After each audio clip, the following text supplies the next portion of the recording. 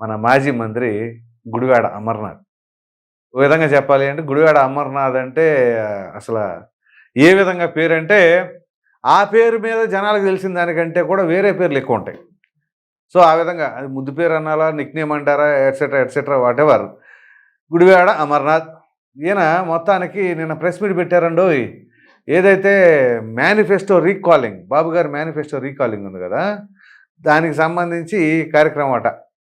So, అసలు మామూలుగా జగన్మోహన్ రెడ్డి గారు చెప్పడమే ఆ ప్రోగ్రామ్ గురించి ఒక విధానం అంటే, ఈయన దాన్ని జేయటం. దాన్ని జేసి ఇక్కడ ప్రెస్ మీట్ పెట్టారు. వీళ్ళు ప్రెస్ మీట్ పెట్టి మరి, జర్నలిస్ట్‌లని పిలిచి మరి, ఈళ్ళు మాట్లాడి ఒక విధంగా చెప్పాలంటే అబాస్ పాలైపోతున్నారేమో!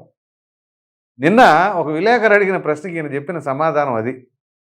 ఏంటి అంటే మరలా మొదలు వీళ్ళు ఏ కాడికి పవన్ కళ్యాణ్‌ని, బాబు గారిని విడదీయడానికి చేసే విశ్వ ప్రయత్నాలు, వీళ్ళు అధికారంలో ఉన్న సమయంలో ప్రజల పట్ల కాన్సంట్రేట్ చేసుంటే ఎంతో కొంత సీట్ల నెంబర్ పెరిగి ఉండేది బహుశా.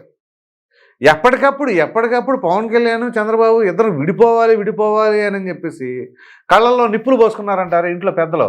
అదే తరహా అనమాట వీళ్ళకి. వీళ్ళేంటి అంటే టీడీపీ, జనసేన కలిసి ఉంటదని మొన్ననే పవన్ కళ్యాణ్ గారు బల్లగుద్దినట్టు చెప్పారు. మరలా దాన్ని విడగొట్టే ప్రయత్నం. నాకు తెలిసి చంద్రబాబు గారి తర్వాత లోకేషు, ఆ తర్వాత పవన్ కళ్యాణ్ అనే ఆయనకసలు అంత ప్రయారిటీ కూడా లేదు. ప్రయారిటీ ఉంటదో, ఉండదో వాళ్ళు కలిసిమెలిసి ఉంటున్నారు. మీకెందుకు